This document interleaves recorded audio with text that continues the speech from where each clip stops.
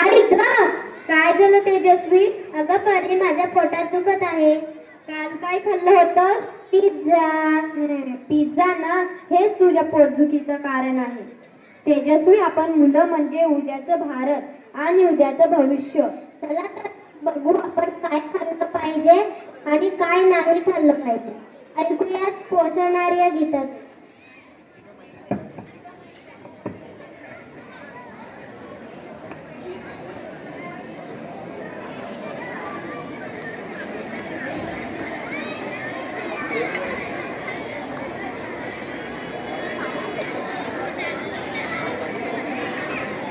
Hey,